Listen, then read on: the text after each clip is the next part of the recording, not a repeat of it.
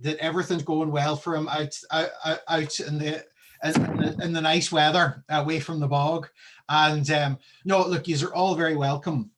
This is part of National Volunteer Week for ourselves, and we try to offer out to our volunteers and to everybody that we're kind of engaging with just something different. So we had Keith booked last year.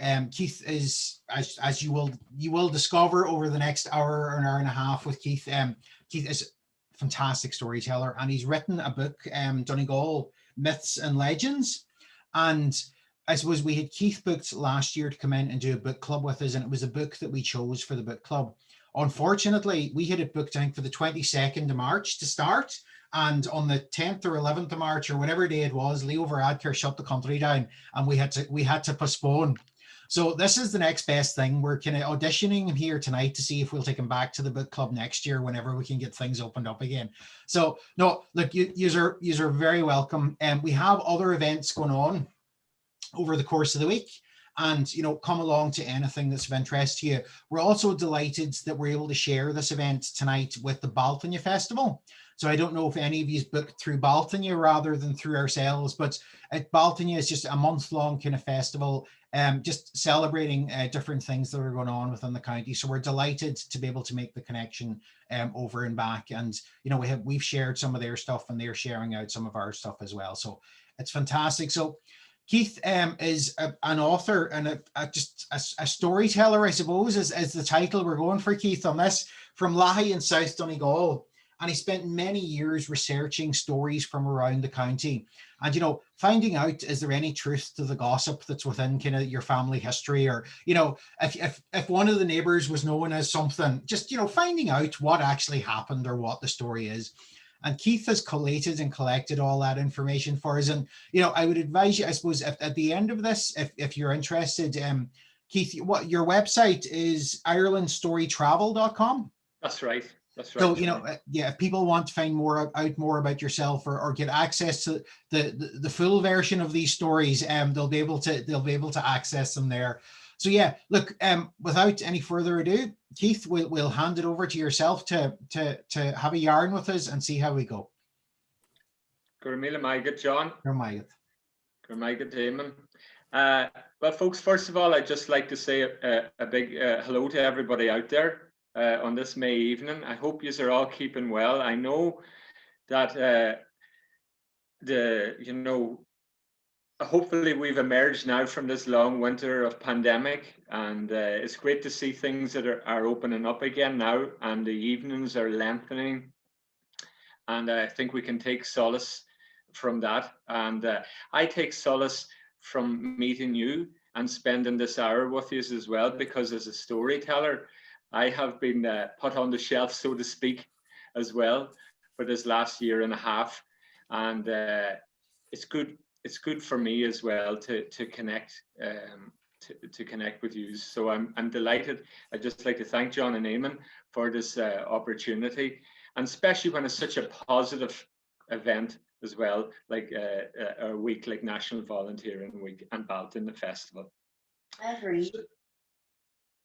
So as John was saying, I am I wouldn't class myself as a shanachie, but a story collector. I've been collecting stories now for over 15 years, and I'm a thrice published author from South Donegal. And I suppose over the next hour, I'd like to share with you a couple of stories.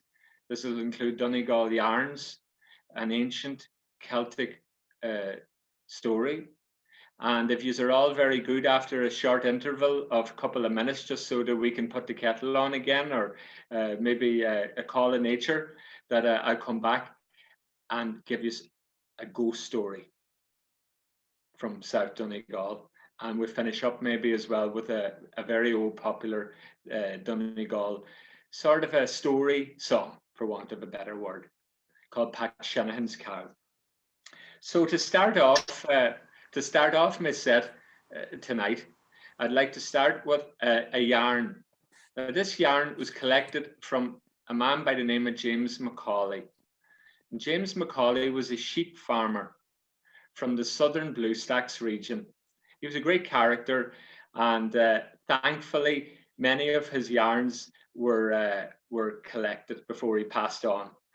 And this is one of James's yarns, and it's called Man Keeps Dead Wife. So once upon a time, Fado, a man by the name of Seamus, was out walking the back roads near his own area in the Blue Sacks, when who should he meet coming up the road but the local parish priest. "Seamus, how are you?" says the priest. "Father." "Seamus, I was very sorry to hear about the passing of your good wife, but could you tell me, was she buried in her native place?" "Well," says Seamus, "as a matter of fact, she's not buried yet." "But Seamus," says the priest, "I'm to believe your wife died last Friday and this is Tuesday, and you know fair well she should be buried at least 2 days ago by now." "Well," says Seamus, "I'll put it to you like this, Father. My wife died last Friday, and you and me are going to bury her next Friday." "But Seamus, you can't do that." "I can, and I will, Father. For when we first got married, we promised each other one quiet week together, and this is going to be it."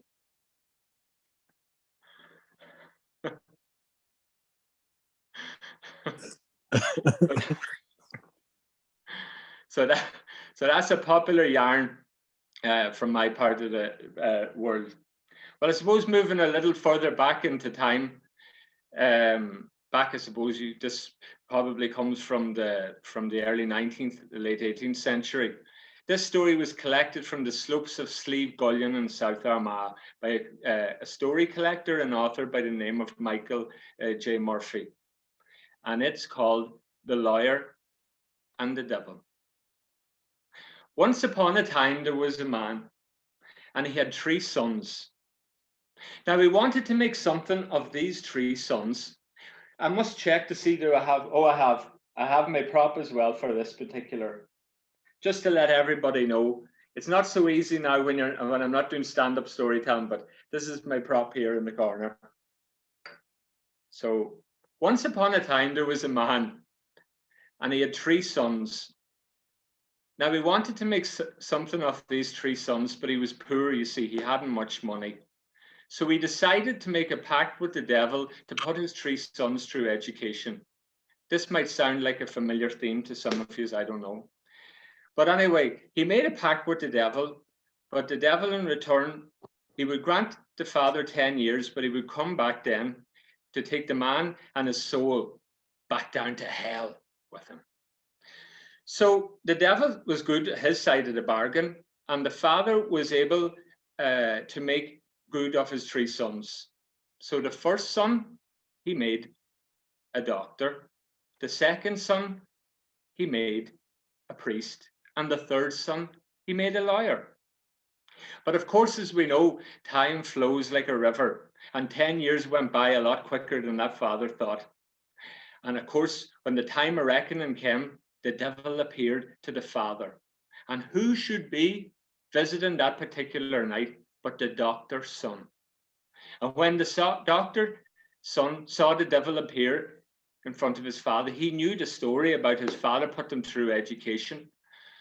The doctor got down on his hands and knees, and he prayed and he prayed and he begged in spurns for his father.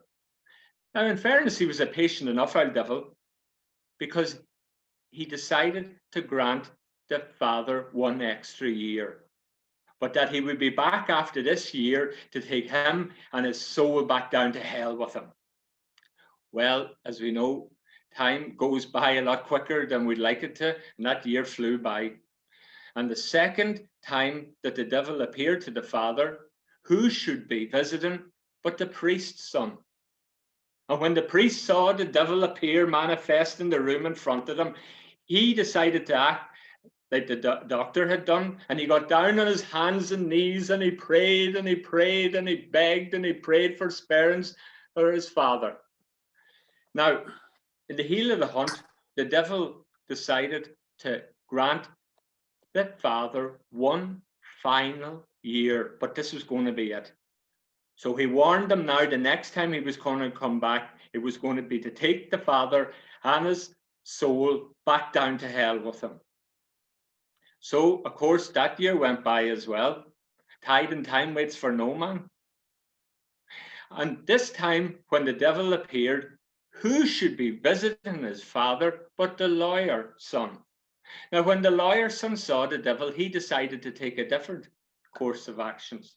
And I suppose being very confident in addressing people, he put his two hands in his waistcoat jacket and he addressed the devil. He says, "Now, devil, I know that you have granted sparings to my father twice before, and I don't expect you to grant them again. But," he said, "while this butt of a candle is not yet extinguished on the table, would you grant me sparings from my father?"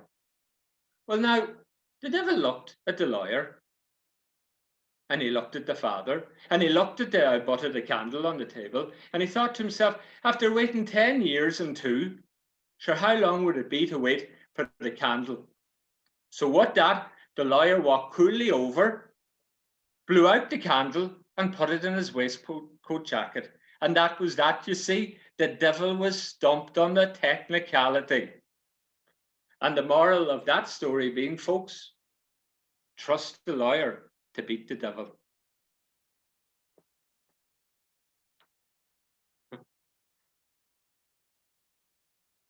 I just wet my lips here.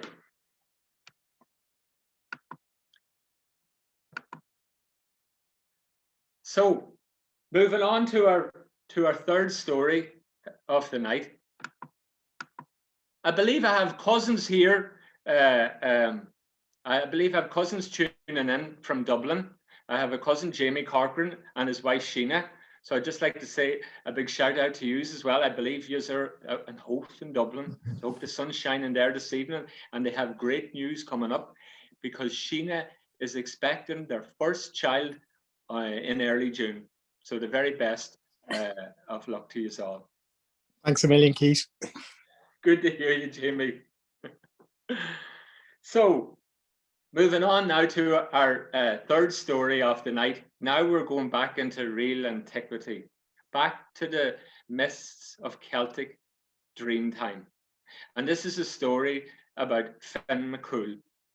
Now, this story was collected. It's very interesting because, I think more and more scholars are realizing that, myths and legends, although they may be from very early times, often there are elements of truth of it. And more they believe that there was a warrior band of soldiers. They were sort of itinerant soldiers in Ireland at the time. They're probably called mobile infantry now, called the Fianna. And this particular story about Finn McCool was collected from a fireside in Inishowen in the very early 1900s. And it was collected by a man by the name of Charles McGlinchey. And actually, the man who collected was Patrick Cavan, not the Patrick Cavan of the poetry. He was a local school teacher in Inishowen. And it's an extraordinary oral collection of stories that he collected from Charles McGlinchey. And it was put in a book called Last of the Name. If you ever get a chance to read that, if you have an interest in folklore and local interest books, The Last of the Name, I highly recommend. And I believe this story that was collected from, Charles had heard it from his father back in the 1800s. And I believe myself that this story is of great antiquity. And it's called Finn McCool and the Enchanted Forest.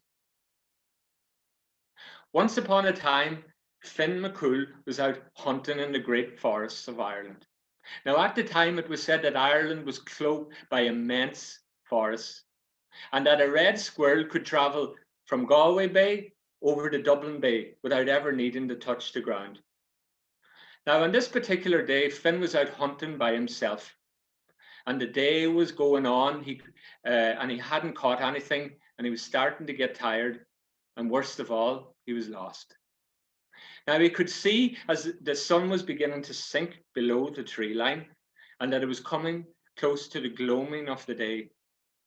So he decided what he would do for now is that he would rest himself by sitting with his back against a tall oak tree. But no sooner had he sat down to rest himself, but a she-geeha, or a fairy wind, began to blow around Finn. And it rustled the leaves in the trees above his head, and it swayed the branches. But no sooner had the she-geeha appeared, but it subsided again. And in that very moment, though, Finn saw, in a forest clearing not too far off, a cabin. Now this gladdened Finn's heart indeed, for he knew that there was a compulsory culture of hospitality in Ireland, which had been decreed by the High King of Ireland, Cormac MacArt himself. So Finn MacCool collected himself and his spears, and he walked over to where the cabin was. And when he peered inside, a strange scene he saw indeed.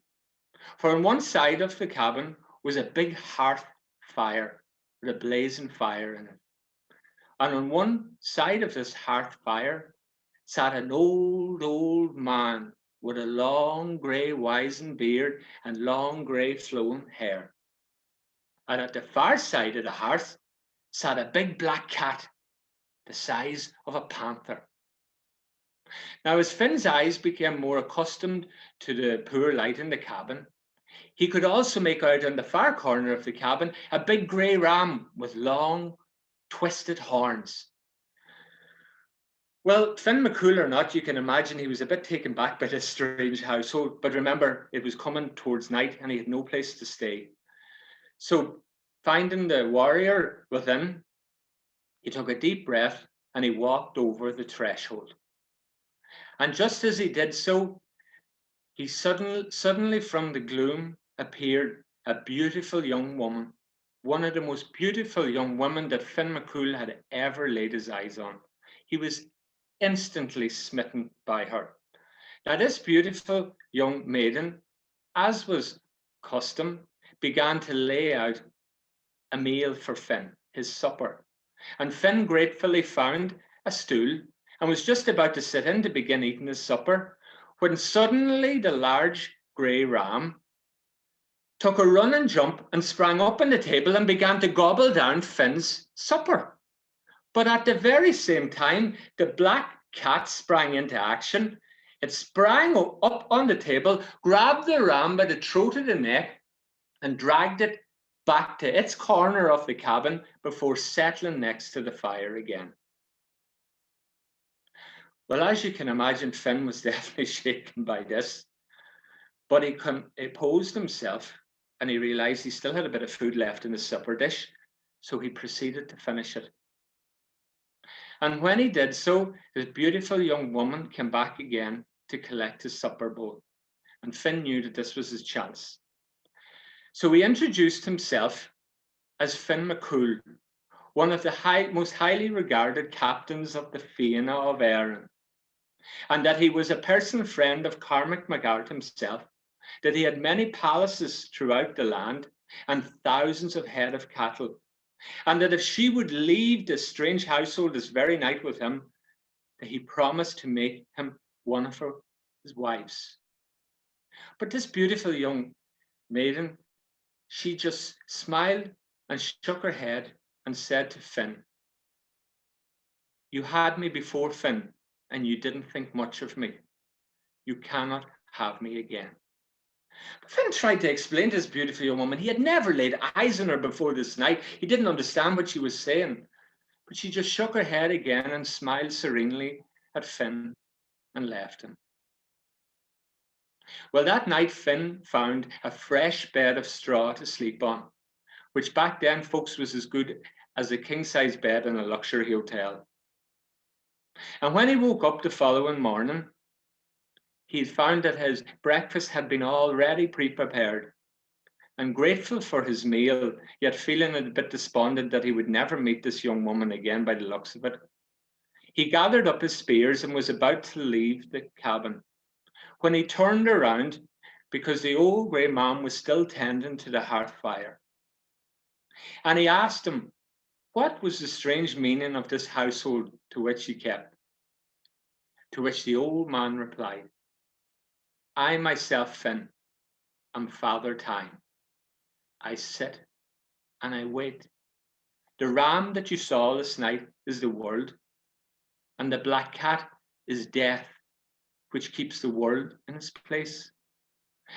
And then Finn inquired about the beautiful young woman from which he had fallen in love with, to which the old man replied, her name is Youth, Finn. You had her before, but you cannot have her again. And with that, the she-geeha blew inside the cabin, almost like a whirlwind. The cabin and everything in it disappeared, and Finn found himself sitting once again with his back against that tall oak tree in the middle of the enchanted forest.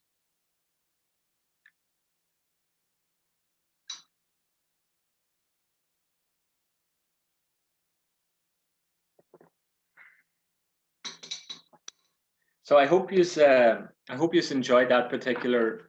As I say, I believe that story to be of great antiquity. Now, moving on, we're in the middle of the May now, and it's almost just over a month now to midsummer. Now, my last book, which I'll retell a story for you later on. As I said, you're a good audience, so I'll retell. I wouldn't say a captive audience, but the next best thing. So I would like to tell you one of the stories I'll recount. I'll just go. So this is my most recent book, Mysteries and Legends of Donegal, and I collected this. Well, do you know what? I'm going to park that. I'll tell you a little bit more about the book later on in our storytelling when we get closer to the ghost story. But I'm actually researching a follow-up book to that, and it's to do with fairy lore and faith. And I'll be as much with this book as well, looking into contemporary accounts as well. And I was fascinated because I was thinking of a poem that maybe would go with the fairies. And we had an unofficial poet laureate in Ireland, and in Donegal, certainly. His name was William Allingham. William Allingham lived his life mostly through the 19th century. He was essentially a Victorian poet. William Allingham is most famous for the fairy poems that he wrote, but also, people, revisionists there can attacked him, saying, well, how could he write about fairy stories and when the famine was going on? But also, if they delved more into his poetry, they'd realize that he wrote a very interesting, a very insightful, moving verse novel called Lawrence Bloomfield in Ireland. And I advise anybody to check it out because it very insightfully, William Allingham was born and raised in Ballyshannon.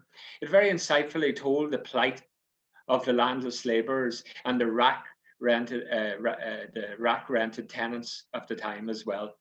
And interestingly, sometimes the pen can be mightier than the sword, because a young William Gladstone in England actually recited passages of Lawrence Bloomfield in the British Parliament to help put pressure on the Conservatives to help pass through the 3 Land Reform Acts in Ireland, which were very, very influential at the time, and first time allowed Irish farmers of whatever creed to own their own land.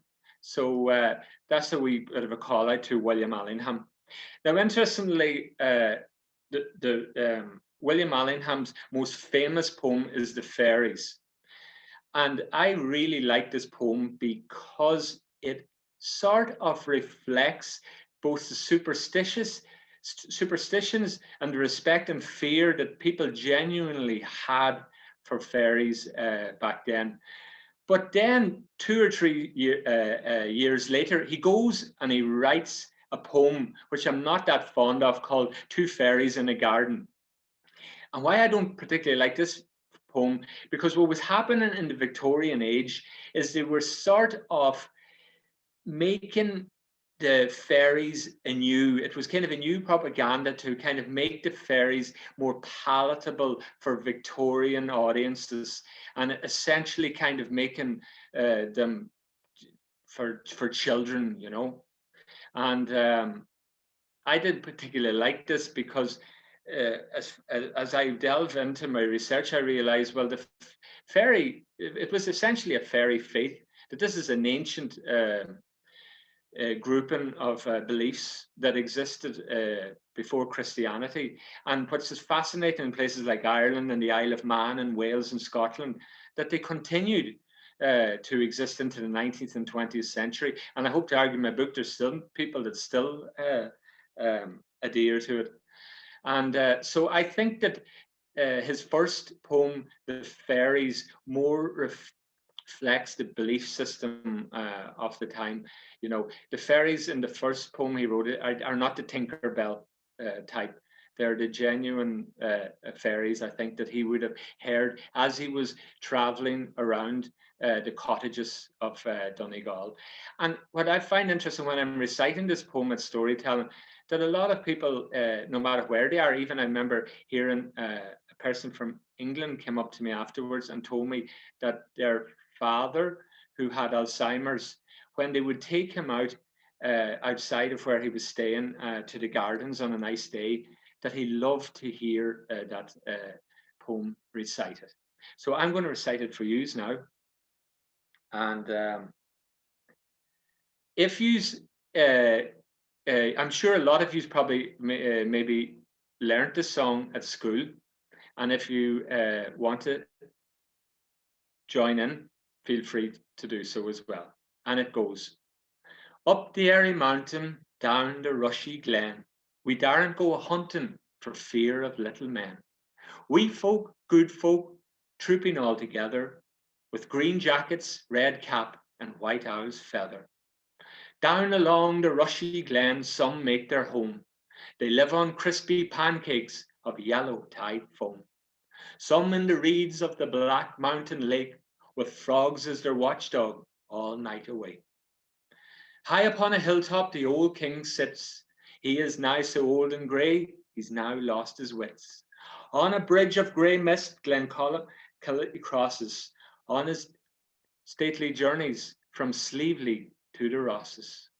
Or going up with music on cold starry nights to sup with the queen of the gay northern lights. They stole little Bridget for 7 years long. When she came back down again, her friends were all gone. They took her gently back between the night and morrow. They thought that she was fast asleep, but she was dead from sorrow. They kept her ever since deep within that lake, on a bed of flag leaves, waiting till she wakes. By the craggy hillsides, through the mosses bare, they have planted thorn trees for pleasure here and there. And if a man so daring as to dig them up in spite, he will find our sharpest thorns in his bed at night. Up the airy mountain, down the rushy glen, we daren't go a-hunting for fear of little men. We folk, good folk, trooping all together, with green jacket, red cap, and white owl's feather.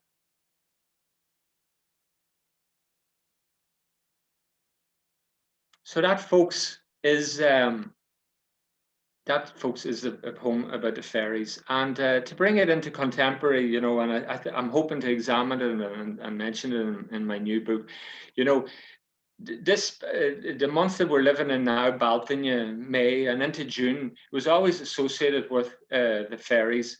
I suppose it's because the not only the lengthening of the days, but this is a very important time for earlier peoples, because this was the time for planting, the time for sowing, and also when the grasses were for the livestock.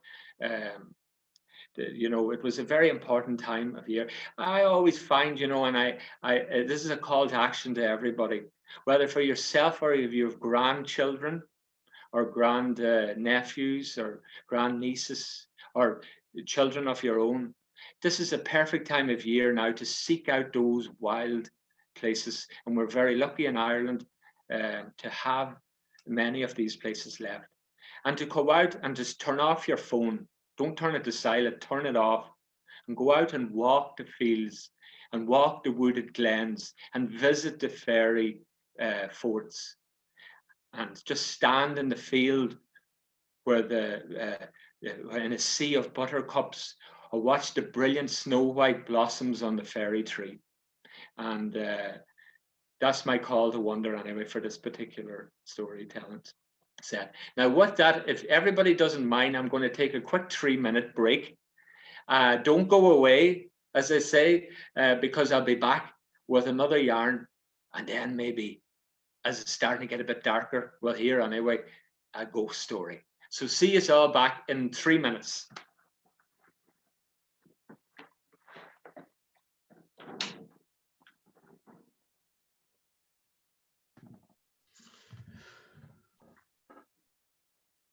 Interesting stuff, folks, isn't it? I haven't heard William Allinghams' poem read to me since I was a child, Yes. and that's a few years ago. Yeah, that's it. Same as that. And it's strange, actually. I suppose, yeah, you never got that connection and the Gladstone piece and the whole lot. So no, it was really interesting. I think it's difficult for Keith as well, that we're all muted. So, you know, he has no kind of interaction or feedback unless it's dial and wave kind of thing. Yeah. Yeah, that's it. Yeah. But do you think those books are all planted there, that it's all a hoax? It's like a fake bookshelf. Fake bookshelf. Aye, you know, we'll get him to, we'll pick one out and ask him to read his page. You know, it's like IKEA. You know? I think they're all Slovak, to be honest with you. Well, hopefully, you know. But no, it is.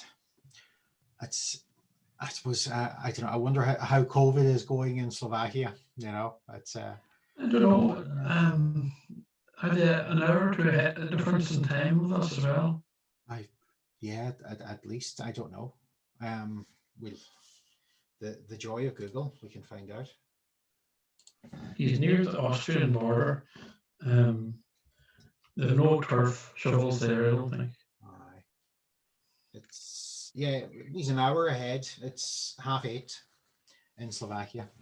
All right. It's an hour ahead. But, no, it is. It's an interesting place, and you know, hopefully lockdown's going all right for him, and he'll get home to get the work home anyhow. Yes, exactly. Yes. We've been keeping the show going here. Aye, that's it. You know. I thought you were going to sing a song, Eamon. You promised you were going to sing a song at the interval or do a dance. No, the song is always the threat. If you want people to sign off and close down their laptops, I'm your man. Right, I'll mute myself now. Yeah, and likewise, and Keith, yeah, it's probably strange with everybody being muted. The feedback isn't coming back to you, but I've thoroughly enjoyed it. No, it's going well. So keep at it. Well, that's good to hear. That's good to hear. And as I say, it's great to even be back online now. It's a good start. Hopefully, things will open up later on in the year or next year to get back to the stand-up storytelling. That's it. So are we ready to go again then, John? Yeah. Okay, folks, so welcome back after that short break. I hope now they weren't plugging any advertisements while I was away, unless it was to do with National Volunteer Week, of course. And I suppose to start off the second half, I might give you some other Donegal yarn. And I'm just trying to collect myself here now to see what one I do. Yeah, there was a pub in Donegal. I don't know if any are familiar with Donegal town. There was a sort of a landmark pub on the Diamond town centre there for many, many years called McGroarty's Bar. Now, there's many's a legendary session in that. The late, great Charlie Pride, of course, married a Donegal woman. He did a legendary after-hours session in there, and Paul Brady as well, to mention but a few. Now, McGroarty's is interesting. At the time of this story, Tommy McGroarty was the proprietor, and sort of got a name for late opening as well, and after hours drinking. But I suppose to add some balance to the relationship, his wife was a very devout Catholic, and she got into organizing pilgrimages, religious pilgrimages to Lourdes, and they actually took off quite well for them. So you could say they kind of cornered a large swathe of the market for they were not only dealing in spirits but saving souls. And so that kind of sets the context for this yarn, because there was a sergeant, or I don't think he was sergeant, just an ordinary guard who was reposted to Donegal town, and as often was the case, he was trying to make a name for himself. So he was doing his regular beat around Donegal town this late one night, and he thought what he saw were lights still in McGroarty's bar. So he decided, he put his hands together, he says, right, he says, time for a wee raid. So luckily enough, Tommy actually seen the guard coming in through the door, and he had time to take, there was 5 boys up drinking at the bar, and he had time to take their drinks and set them in under the counter. And he grabbed a handful of leaflets of his wife and he set them around the counter. So just as the guard came into the bar, he burst into the bar, and he had the flak jacket on, as I call it, and the flashlight by his side. And he says, is there any after our drinking going on here tonight? And Tommy says, no. He says, I've just 5 fine men up here in the counter, and they're considering doing a pilgrimage tour with us to Lourdes. And the guard says, are you sure now there's no drinking going on here? And Tommy says, no. Sure, look, you can see the boys are there. They'll be going home now shortly when they make up their mind. But sure, there's nothing the guard could do. He was stumped. So he went back out on his beat around the town, and he was walking down the street towards Castle Street. And who should he meet coming up the road but Jim Joe Kelly? Now, anybody who knows Jim Joe Kelly would know there was only one place he was going, and that was for a late drink in McGroarty's. And as he passed the guard shouted after him, he says, I suppose if you get in, you'll be going to Lourdes too. Jim Joe stopped, and he looked around, and he goes, geez, no, guard, I'm going to knock.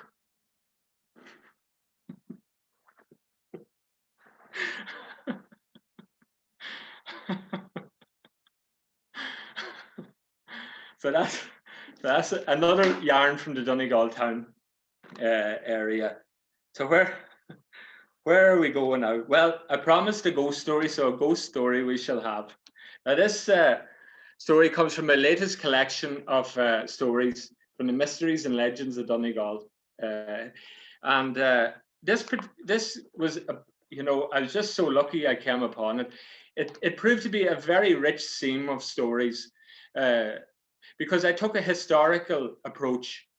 Any stories that went into it had some historical resonance or reporting, and I actually got the idea from American TV shows that featured like stories about the pyramids of Giza and Egyptian mummies and curses and stuff like that. And then the next week they go to the Andes or the Amazon.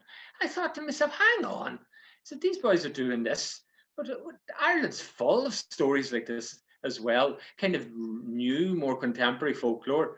So it really did prove a rich theme in that over 90% of the material I collected from 50 lore keepers, storytellers, local historians and characters is all brand new material. And as I said, from that extensive research, I spent 3 winters collecting, heading around the byroads and highways of Donegal town, collecting the stories. And as I said, it's probably going to morph into a new follow-up book as well. But one of the stories that it formed the nucleus for the book. So I would have been storytelling at a residency for a couple of years before I started the book. And it formed the nucleus for the book. And it was called The Phantom Hitchhiker of Barnesmore Gap. Now, to give you a bit of a background, Barnesmore Gap is a 3-mile-long chasm that was cut by ancient glaciers through the Blue Stack Mountains. And in more even ancient times, it was a natural way through almost an impenetrable mountainous area. It became the pass of the north.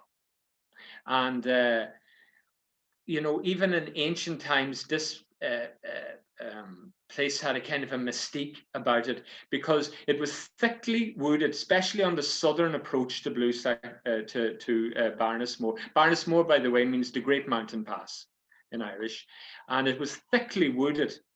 And so much so is that we've reports from a Spanish visitor to the O'Donnells in the late, they were the chiefs of the great chiefs of Donegal in the late 17th century, that O'Donnell himself, when he was bringing the Spanish emissary to his castle in Lifford on the banks of the Finn River, that he had to take an armed retinue of 30 veteran warriors going through Barnesmore Gap. Because at the time, it was reputed there was a tribe of people called the Garan Ban, or the people of the White Horse. And these people more or less made a side living of swooping down on unsuspected wealthy people traveling through Barnesmore Gap. So it's fascinating to think that even in the 17th century, that O'Donnell, although he was the undisputed chieftain of the Northwest Ireland, he still, those woods were a no-go area for a lot of the time for him, and the mountain pass in particular.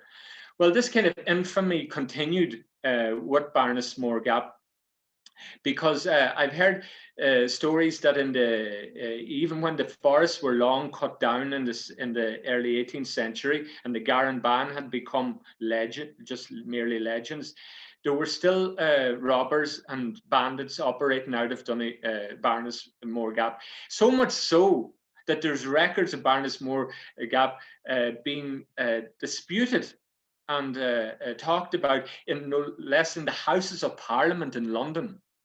And it was said at the time, at the early 19th century, that Barnesmore Gap was as dangerous as the Khyber Pass in Afghanistan. So these, unfortunately, a little bit of gruesome history around that is at the time then the British took a very hard line to this here of merchants and landlords and bagmen being intercepted through the gap. So they actually erected gallows. First of all, they had a red coat garrison built there, and then gallows on both sides of the gap. And anybody caught, any robbers or bandits were hung by the neck in Barnesmore Gap. One of the gallows, I was told by an old man, was actually near Biddy's, the Barnes pub, where the location is for it now. I suppose this would have added a bit of negative energy to Barnesmore Gap. And coupled with that, I have a good friend who was an advisor on the last book, Charlie Gallagher. And Charlie believes there are possibly two negative ley lines that meet in Barnesmore Gap. And that may account for the abnormal amount of road accidents that have been recorded on Barnesmore Gap during the years. We know this because it has a microclimate, for one thing, because of this 3-mile long chasm, but also it's a funny place, Barnesmore. I even, you know, growing up, people did not like to drive through Barnesmore by themselves, especially if they're driving by themselves at nighttime, and which leads us on to our ghost story. Now, when I heard this particular story growing up in the 1980s, especially when I was so enthralled by movies like The Goonies and Back to the Future and The Lost Boys, like when I heard this story first from my older cousins, this was really grist to my mill. And it was a story started circulating about a phantom hitchhiker. And the story that I came to believe that it originated out, that in the early 1980s, you were two young guys, they were motorbikers, and they were racing each other through Barnesmore because at the time, I mean, even now, it's a very quiet road at night, and there's some technical bends in it. So a lot of, you know, what do young men do often? They like to take risks. So these two young fellas were racing through Barnesmore Gap, and the surviving friend said that his friend was up ahead, and he was about to take one of the technical bends in Barnesmore Gap, and suddenly the light went out at the front of his bike. He just couldn't take the turn, and he crashed and unfortunately died. Now, for that entire winter, this happened during the late summer, there was a large amount of happenings in Barnasmore Gap, just people having strange occurrences happening to them. And this became known then as the Phantom Hitchhiker. And one story that I collected for the book is a friend of mine, Jim Keeney. Jim Keeney was just a recently retired bus driver, but in the 80s he was working for a company called McCafferty's. And they had a big quarry, so there would have been a lot of drivers on the road transporting chips and stuff for new roads. So he recounted a story of one of his good friends in McCafferty's at the time, that he was driving through Barnasmore Gap. Now this is not in nighttime; this was in the daytime, and he stopped to see this young fella who was dressed head to toe in motorbike gear. On the Donegal town side of the gap, hitching a lift. Well, he pulled into the hard shoulder and he stopped to give the fella a lift, and the door opened and young fella got in. I thought, probably going to Letterkenny or Ballybofey to look about a new motorbike or whatever. But he didn't say nothing. He tried to make a bit of small talk with him, but this young fella didn't talk at all. And at the far side of the gap, he suddenly started to gesture wildly that he wanted to get out of the cab. And the fella says to him, Jesus, sonny, you're mad. He says, sure, look, I'll drop you on. I'll leave you off in Ballybofey at least. Sure, what are you getting off here for? But anyway, he continued to gesture wildly. And so he opened the door and he decided to let the young fella hop down from the cab. But as he was taking off, indicating out of the hard shoulder again, he looked back in the wing mirror. I couldn't see hide nor heel of the young fella, and he was absolutely shocked, couldn't comprehend what had happened. And when he came back, this is how Jim remembers the story. He came back to the canteen that evening. They were clocking out for the day, and how Jim described it, he says he was shaking like a leaf. He couldn't comprehend, couldn't even make a cup of tea. One of the boys had to make a cup of tea for him that evening. He just couldn't comprehend what had happened. But now he wasn't the only person to have a strange story, because that particular winter as well is documented. There was a priest. This priest, he was based in Donegal town, but he was this particular Sunday night. He had been over in the Finn Valley visiting an ex-parishioner of his. And on the way back up from Ballybofey, the road gets quite high there at McGrory's Bay. It was a strong westerly wind and very dirty, heavy hailstone showers, and it had made the road white, so he was going quite slow. And as he was driving towards the gap, he suddenly made out a silhouette of a young man stumbling on the side of the road. So with the road being so wide, he couldn't brake straight away, but he waited he spied a lay-by on, and he pulled in, and he put on his hazards. Now he thought this is a bit strange, because as he recounted it, no sooner had he kind of pulled in, but your man was up to the back seat of the car. He'd opened the door and got in. So he's driving along anyway through the gap, and the priest started to try to make some small talk. Where was he going? And he said, are you going to Donegal town? And he just nodded. But he thought was starting to get strange is he was listening to a station on the radio, and the station started to break up, and it was coming in muffled sounds and white noise on the radio. But what even stranger still is the car became quite cold. Now, in fairness, it was a cold night, but it became so cold that ice started to form on the inside of the windscreen. So the priest is a bit taken back by this here. And I suppose as he approached the far side of the gap and fiddling with the heat in the car and also trying to get the radio retuned, he looked in the rear view mirror of the car, and there was nobody in the back seat of the car. There's nobody. The young man had just vanished. But that's not the scary story I'm going to tell you tonight, because there was a third version of this here. And as word spread over that winter about the Phantom Hitchhiker, people were more and more reluctant to stop for anybody they saw on the side of the road, especially in and around Barnasmore Gap. But a few unfortunate people that this did happen to, that they would be driving along at nighttime through Barnasmore Gap, perhaps going for a hospital appointment in Letterkenny.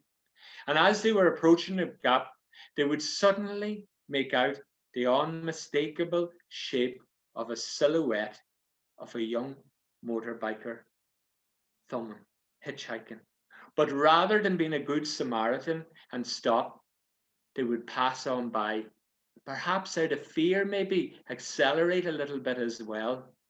As they were driving with sweaty hands on the steering wheel, through the loneliest, darkest part of the gap, they might suddenly glance at the rear view mirror, and there would be the phantom hitchhiker sitting in the back seat of the car staring at them.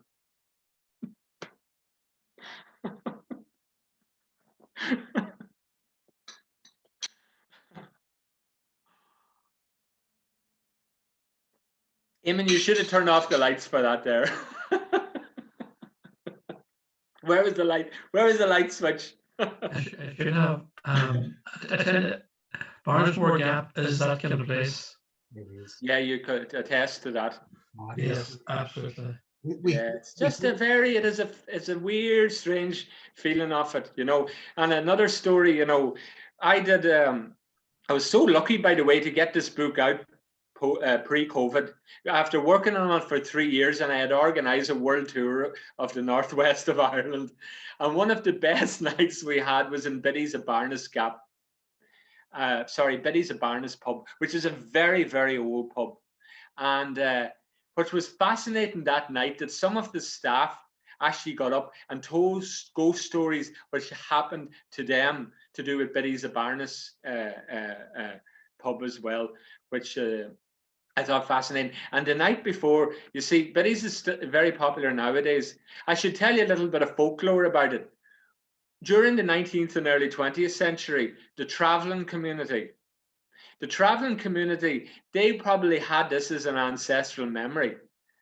But they told the owners of Biddy's Abarnes that it was customary that they would stop for a couple of drinks in Biddy's before passing through Barnesmore Gap. And this had been passed down. It might have been a wise enough decision, especially back in the olden days.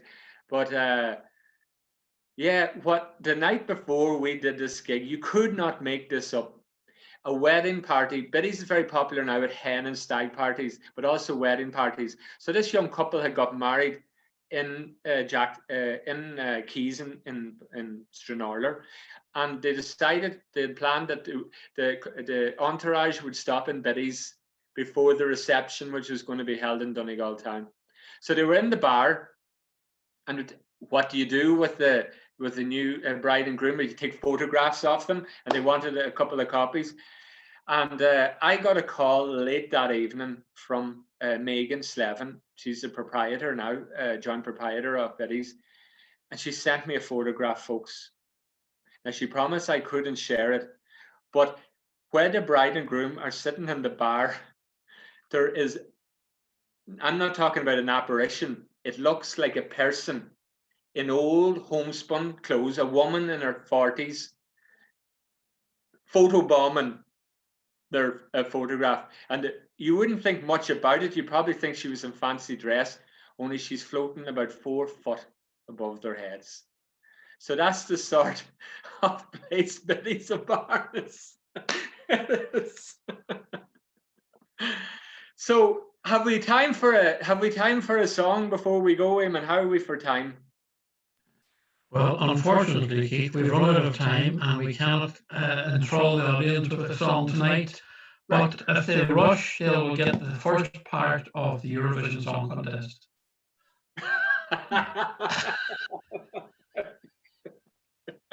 Why we need deux points? So, Eamon, is that curtain call then for tonight? We're happy out, aren't we, John? Oh yeah, no, that was fantastic, Keith. Now, you know, if Eamon is rushing away to the Eurovision, that's grand. But if you want to do a song for a minute or two, that's fine as well. Don't be panicking. But right. No, that was fantastic. I wasn't aware of that, the history of Barnesmore. Funny, I always found it a very lonely place to drive through. It's always kind of had that sort of feeling of it. And no, it is. I wasn't aware of the gallows and that kind of history to it. I just always just thought it was a very desolate sort of place. Yeah. Yeah. And John, I mean, it's funny, you know, people, this is what I, you know, in the modern world, and this is kind of, I'm glad you brought this up. We seem to think everything is now is seeing is believing, you know, seeing. And there's a sort of an impoverished logic in that as well. You know, I'm not saying this is a call out for to read, you know, stories that I'm doing or folklore, but there is, because, you know, we have more senses than our eyes, you know. Sensing can be believing, hearing can be believing as well, you know. So I think people more and more maybe coming around to this as well, you know. And the other thing is what I wanted to get out, and I'm so glad that it seemed to do that, is just this sense of wonder as well, you know, that we live in an extraordinary place, and it's good. It's good to retain, I think, a sense of wonder. Children have it naturally, but perhaps we need to regain the inner child within ourselves as well. Anyway, that's enough I can't even sound prolepticizing, is it? Eamon, could you prophesizing, is that?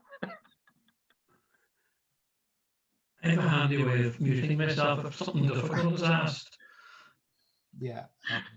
Well, come here. If you have time, because I like to do this with one of my storytelling live gigs, I would love to share with you a song, if I may. Now, it's not that long, Eamon. There's only 342 verses in it. Oh, Jesus. Oh, thank God. I thought it was me you were asking to sing. That's why I was saying there's no more time. You fire away. Good man. So I thought it'd be nice, especially after that ghost story, to finish on a kind of more lighthearted note.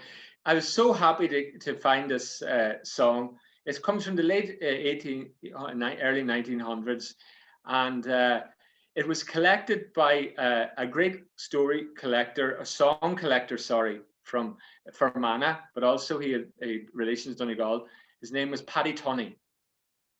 And of course, Paddy's son, I believe, works in Letterkenny still. Quite a few of his family still about Letterkenny. Paddy was an extraordinary song collector. I was so delighted because I had got the words years ago, but I was so happy to hear that it had been recorded as well. So Saoirse O'Doherty had actually very kindly sent me an audio recording of the song.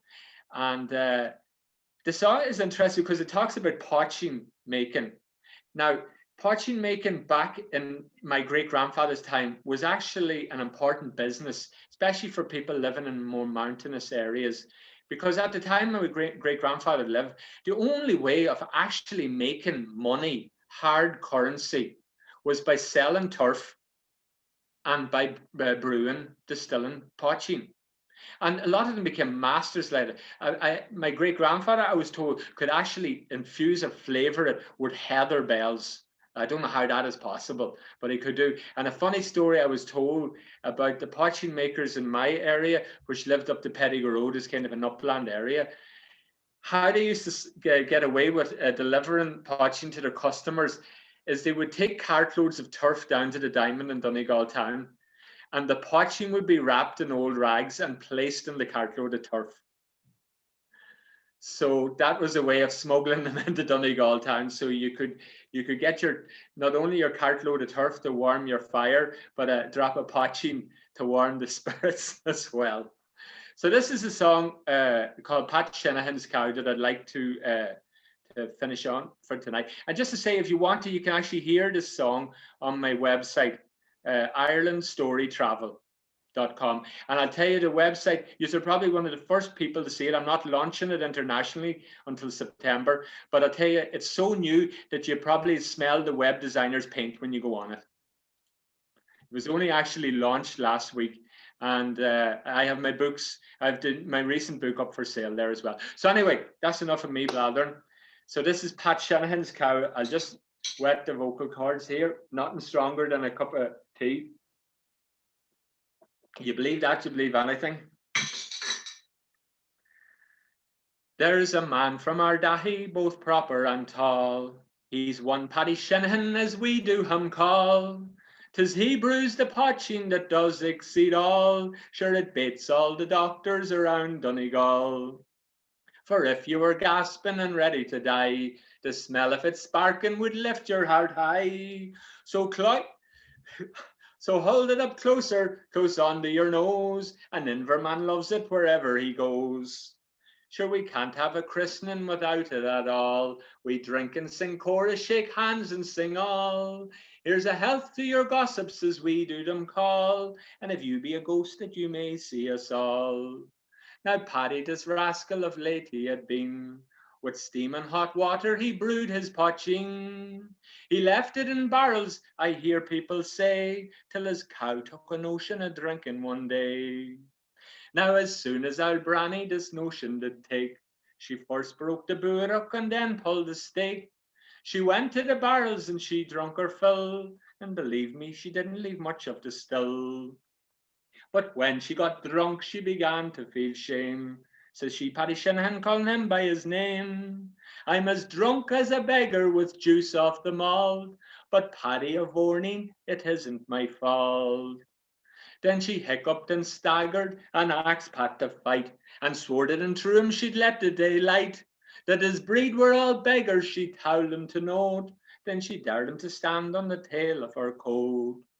Well, next day she woke up with a bad broken horn, and she started to curse for the day she was born. She cursed barley and potching and kilty likewise, and all the still makers in under disguise. She advised all good cows for to mind their good name, and never take drink that would bring them to shame. Then she whispered to Paddy, she says in his ear, sure you won't tell Una I went on the beer. Now Paddy had mercy, we give him renown, but when Una went to milk her, the milk it was brown. Poor cow then says Una, 'tis her heart's blood she's given, we'll never be wanting as long as we're living. Now drink and be merry and forgive the old cow. Here's a health to Bealtaine, whether or how. May he never want potching head warm or still on that sanctified place they call Keelogs Hill. Fantastic. That was really Folks.